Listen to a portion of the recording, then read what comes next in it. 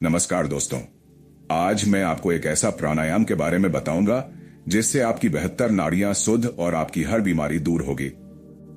दोस्तों, कोई एक दो नहीं चाहे, किसी भी तरीके की शारीरिक समस्या आपको हो, किसी भी तरीके की शारीरिक समस्या हो, तनाव हो, डिप्रेशन हो, एंजाइटी हो, कोई भी मानसिक समस्या है या शारीरिक समस्या है, उसमें आपको जो लाभ मिलेंगे वो बड़े भारी मिलेंगे। आज के इस अभ्यास से जो आपकी मानसिक समस्याएं हैं उनमें तो पहले दिन से प्रभाव दिखेंगे और जो शारीरिक समस्याएं हैं उनकी रिकवरी बहुत तेज हो जाएगी।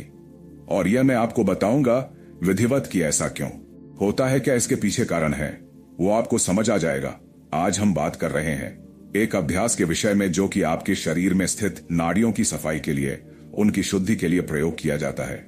और यह है नाड़ी शोधन का अभ्यास हठ योग के अंतर्गत। जो नाड़ियों का सिद्धांत है उसको हठ योग का आधार बताया गया है और कहा गया है जिस तरीके से आपके शरीर में यह जो रक्त वाहिकाएं होती हैं यह पूरे शरीर में ब्लड की सप्लाई करती हैं, इसी तरीके से सूक्ष्म स्तर पर, यानी कि आप काट करके उन्हें नहीं देख सकेंगे, लेकिन वो सूक्ष्म स्तर पर एक जाल की तरह नाड़ियां आपके शरीर में फैली हुई होती हैं। और इनका काम क्या होता है, जैसे रक्त वाहिकाएं रक्त को लेकर के जाती हैं, यह जो नाड़ी है यह प्राण ऊर्जा, प्राण शक्ति को आपके पूरे शरीर में लेकर के जाती है। और अगर यह जो प्राण ऊर्जा है यह किसी विशेष अंग तक ठीक तरीके से नहीं पहुंचती है तो उसी अंग में आपको समस्या आनी शुरू हो जाती है, कमजोरी आनी शुरू हो जाती है और इलाज काम नहीं करता है, क्योंकि प्राण ऊर्जा नहीं पहुंच रही होती है। और अगर यह प्राणिक शक्ति ठीक तरीके से शरीर में फ्लो होने लगे तो आपकी जो रिकवरी है, जो रिजल्ट है दवाइयों का भी, वो भी कई गुना बढ़ जाएगा। और कई बार तो समस्याएं अपने आप ही ठीक होती हुई देखी गई है। साथ ही यह जो नाड़ी शोधन का अभ्यास है, अगर इसको ठीक से समझ करके किया जाए तो यह आपके पैरासिम्पैथिक नर्वस सिस्टम को सक्रिय करता है, आपको रेस्ट की स्थिति में ले जाता है, आपको जो आपके विचारों की चंचलता या अत्यधिक सोचने की जो आदत है उसको ये कम करता है और आपको बेहतर स्थिति में पहुंचाता है। और जब आप और आगे इस अभ्यास को लेकर के जाते हैं तब यह जो अभ्यास है यह प्राण का प्रवास सुषुम्ना नाड़ी में कराता है, जिससे कि योगी उच्चतम साधना की स्थितियों में पहुंचते हैं। तो ये एक प्राणायाम मात्र नहीं, यह हठ योग की आधारशिला की तरह काम करता है। ऐसे आप समझे। अब हम समझते हैं कि ये जो अभ्यास है इसमें क्या सावधानियां रखनी है। और कई प्रश्न होते हैं व्यक्तियों के, क्या आसन में किस तरीके से बैठना है, अनुलोम विलोम और नाड़ी शोधन में क्या अंतर होता है, सांस कैसे भरनी है, कितनी लंबी सांस होनी चाहिए, कई प्रश्न होते हैं। उन सभी प्रश्नों के अब हम आपको उत्तर यहाँ पर दे रहे हैं। सबसे पहले बात कर लेते हैं कि अनुलोम विलोम और नाड़ी शोधन में क्या अंतर होता है। तो देखिए, अनुलोम विलोम अलग से कोई अभ्यास नहीं है, यह अनुलोम विलोम नाड़ी शोधन का ही एक प्रकार, आप इसको समझ लें। अनुलोम विलोम को नाड़ी शोधन की तैयारी भी कहा जाता है। प्रारंभिक अभ्यासी जो है वो अनुलोम विलोम से शुरू कर सकते हैं, क्योंकि इसमें कोई ऐसी बाध्यता नहीं है कि इसी रेशो में आपको सांस लेना है, इतनी देर में भरना है, इतनी देर में छोड़ना है, या फिर आपको कुंभक करना है, ऐसा नहीं है। सामान्य श्वसन के साथ आप अनुलोम विलोम कर सकते हैं, लेकिन नाड़ी शोधन में यह सब सावधानियां रखनी होती है। तो यह एक तरीके से नाड़ी शोधन की तैयारी है, अनुलोम विलोम, और यह अलग से अभ्यास नहीं, नाड़ी शोधन का यह एक हिस्सा है, ऐसे आप समझ सकते हैं। दूसरे स्थान पर प्रश्न होता है कि हमारे सांस की गति क्या होनी चाहिए। आपने कई स्थानों पर कई पार्कों में बैठे हुए व्यक्तियों को अभ्यास करते देखा होगा कि वो बहुत तेजी से सांस को भर रहे होते हैं, पूरी तेजी से बाहर छोड़ रहे होते हैं, और उनके शरीर में भी कंपन हो रहा होता है, जो कि बिल्कुल गलत है। और वह फिर कुछ और ही अभ्यास है, वो नाड़ी शोधन या फिर अनुलोम विलोम का अभ्यास नहीं है।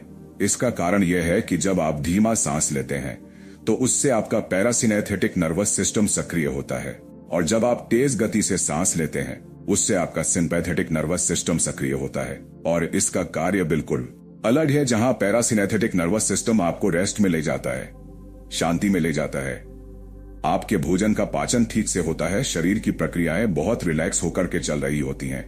वहीं पर सिम्पैथेटिक नर्वस सिस्टम जब सक्रिय होता है तो आपका पूरा शरीर अलर्ट हो जाता है, आपका डाइजेशन मंद हो जाता है कुछ समय के लिए, और आप एक अलग तरीके की स्थिति में पहुंचते हैं जो कि विश्रांति और शांति की स्थिति नहीं होती है। तो केवल सांस की गति को बदलने से ही पूरा अभ्यास बदल जाता है। इस बात का ध्यान रखें। तो अनुलोम विलोम या नाशोधन तेज गति से नहीं करना है, इसका आप ध्यान रखें। तीसरे स्थान पर बात यह है कि सांस को किस तरीके से लेना है, पेट में भरना है, छाती में भरना है, कैसे करना है। तो देखिए, सांस जब आप अंदर लेंगे इस अभ्यास में, तो पहले पेट बाहर की तरफ आएगा और यह बिल्कुल ठीक है, बिल्कुल स्वाभाविक है। इसमें ध्यान यह रखना है कि जितना अधिक हो सके आपको सांस को गहरा ले जाना है। और सांस कब गहरा ले जाना है और सांस कब गहरा जाएगा, जब आप अधिक स्पेस उस प्राण ऊर्जा को देंगे अंदर भरने के लिए, अंदर जाने के लिए। तो इसमें हम 3 लेवल ब्रीथिंग करते हैं। पहले हमने सांस को जैसे भरना शुरू किया इस तरीके से, तो इसमें और तीसरे स्थान पर हमारी जो ये क्लेविकल बोन होती है, यह थोड़ी ऊपर की तरफ उठेगी और हम जैसे गले तक हवा को भर रहे हैं, प्राणवायु को भर रहे हैं, इस तरीके का हम अनुभव करेंगे। तो पहले पेट में भरेगी, उसके बाद छाती में और उसके बाद ऊपर तक हमारे थोड़े कंधे जाएंगे और पूरा श्वास हमारा अंदर जाएगा। किस तरीके से, एक बार देख लें, इस तरीके से एक बार देख लें। धीमा और गहरा सांस जाना चाहिए। सांस अंदर लेने में और छोड़ने में समय लगना चाहिए, इस बात का ध्यान रखना है। तो इस तरीके की इस अभ्यास में ब्रीथिंग रहती है। अब इससे आगे प्रश्न होता है कि हम किसी भी तरीके से इसको बैठ के कर सकते हैं या फिर किसी विशेष आसन में जाकर के करें। तो देखिए, या तो पद्मासन में जाएं या फिर सिद्धासन में जाएं। सिद्धासन मैं ज्यादा जोर दूंगा सिद्धासन पे, क्योंकि इसको सामान्यतः अधिकतर व्यक्ति कर सकते हैं। पद्मासन का जो अभ्यास है यह बहुत सारे व्यक्तियों के लिए कठिन हो जाता है। अधिकतर लोग लगा तो लेते हैं, लेकिन फिर वो थोड़ी देर में ही 3-4 मिनट में घुटनों में दर्द होना शुरू हो जाता है और अभ्यास उन्हें छोड़ना पड़ता है। तो सिद्धासन में बैठेंगे। सिद्धासन में बैठने का जो एक लाभ है, या सिद्धासन ही क्यों, इसे आप ऐसे समझें जैसे मैं अभी बैठा हूं सुखासन की स्थिति में, तो हमारे जो पैर हैं वो आगे से ऊपर की तरफ उठे हुए हैं और जो हमारे नितंब हिप्स है वो नीचे की तरफ यहां पर आ जाते हैं। और जितने भी विशेष ध्यान के अभ्यास बताए गए हैं अठ योग में, उनमें यह गलत माना गया है कि आपके पैर आगे से ऊपर की तरफ रहें, क्योंकि इससे कमर आपकी झुकनी शुरू हो जाएगी। एक दबाव आपकी रीढ़ पर यहां पर बनेगा। तो हमें कोशिश ये करनी होती है कि हम इस तरीके से, जैसे सिद्धासन की स्थिति में हम आते हैं, पैरों को हमने आगे कर लिया और हमने बायां पैर अपना पहले मोड़ करके अपने जाइटल्स और एनस के बीच में एडी को हमने स्पर्श करा लिया। अब यहीं से हम अपने दाएं पैर को लेकर के आते हैं और बाएं पैर की पिंडली और जंघा में इसको इस तरीके से लेकर के जाते हैं और जो नीचे हमारा बायां पैर था उसको हम थोड़ा सा ऊपर, यानी कि दाएं पैर की पिंडली और जंघा के बीच में ले आते हैं। तो ये जो हमारा अभ्यास है सिद्धासन का अभ्यास, इसमें आपको आ जाना है। इस अभ्यास के लिए ऐसे आप बैठ गए।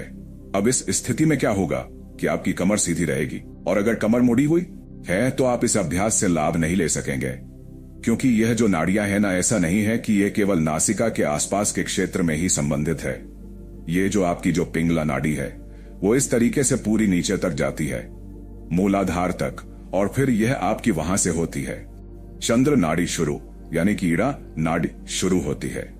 यानी कि ये नाड़ियां ऊपर से लेकर मूलाधार तक और मूलाधार से ऊपर तक ऐसे होती हैं।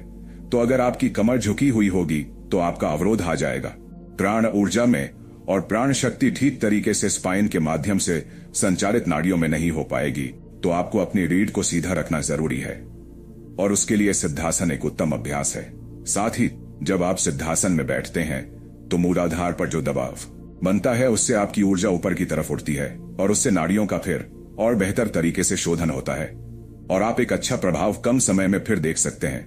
ब्रह्मचर्य में स्थित होने के लिए मैंने कहा कि नाड़ी शोधन से मन की चंचलता शांत होती है, कम होती है। तो जो व्यक्ति मन पर नियंत्रण चाहते हैं, हमारे युवा ब्रह्मचर्य में स्थित होना चाहते हैं, वो सिद्धासन में बैठकर के नाड़ी शोधन का अगर अभ्यास करते हैं तो ब्रह्मचर्य की सिद्धि सरलता से होगी और बहुत अच्छे उन्हें लाभ मिलेंगे। तो इतना हमने समझा। आसन के विषय में अब हम समझ लेते हैं कि अभ्यास कैसे करना है। अनुलोम विलोम का अभ्यास तो मैंने आपको बता ही दिया। आपको इस तरीके से विष्णु मुद्रा अपने हाथ की बना लेनी है। दाई नासिका को बंद करना है।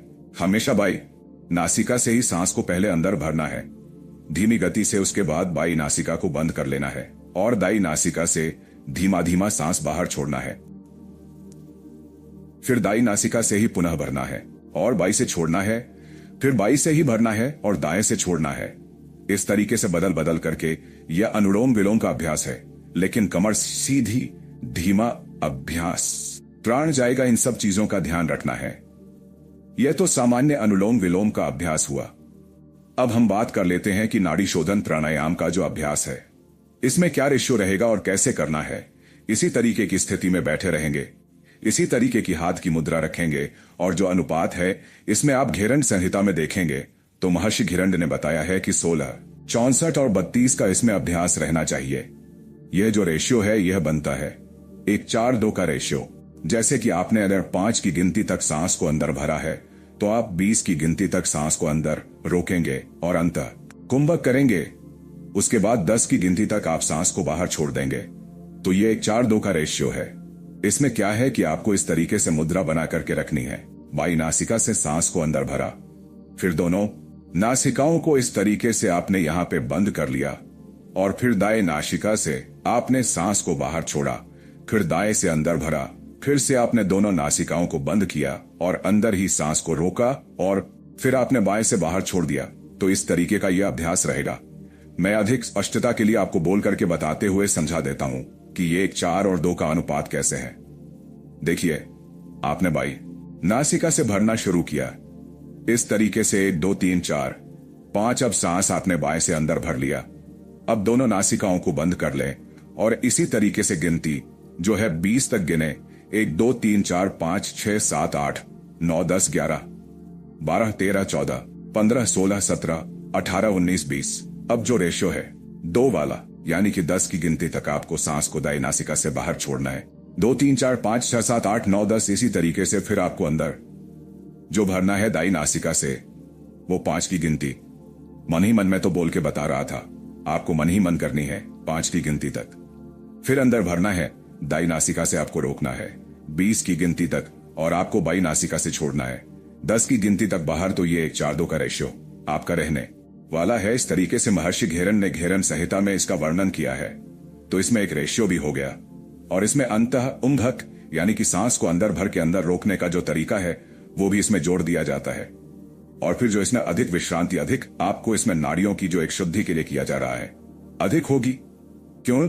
जैसे आप किसी पानी का प्रवाह है कहीं और वो वहां पर कुछ रुक जाता है, तो आप थोड़ी देर तक पीछे पानी को अगर रोक लेंगे और एकदम से उस पानी को छोड़ेंगे तो आगे जो अवरोध है उसे हटाता हुआ पानी आगे बढ़ जाएगा। इसी तरीके से जब आप अंतः कुंभक करते हैं तो प्राण अंदर एक प्रेशर बन जाता है, प्राण अंदर एक प्रेशर बन जाता है, प्राण ऊर्जा का। और जब आप फिर दूसरी नासिका से उसे बाहर छोड़ते हैं तो नाड़ियों में तेजी से प्रवाह प्राण का होता है और जो अवरोध हैं वह समाप्त होते हैं। तो इसमें कुंभक का भी विशेष महत्व है। शुरुआती अभ्यास ही जैसे हमने कहा अनुलोम विलोम करते रहें, लेकिन 1, 2, 3 महीने के अभ्यास के बाद 1-4-2 के रेशियो से आप इस अभ्यास को करना शुरू करें। जितना गहरा, जितना धीमा हो सके उतना इसको रखने की कोशिश करें। तो इस तरीके से ये नाड़ी शोधन का अभ्यास आपके लिए रहेगा। साथ ही ध्यान रखें कि अगर किसी व्यक्ति को हाई ब्लड प्रेशर की समस्या है वह अनुलोम विलोम ही करे, वह इसमें नाड़ी शोधन में जाकर के कुंभक का अभ्यास नहीं करेगा।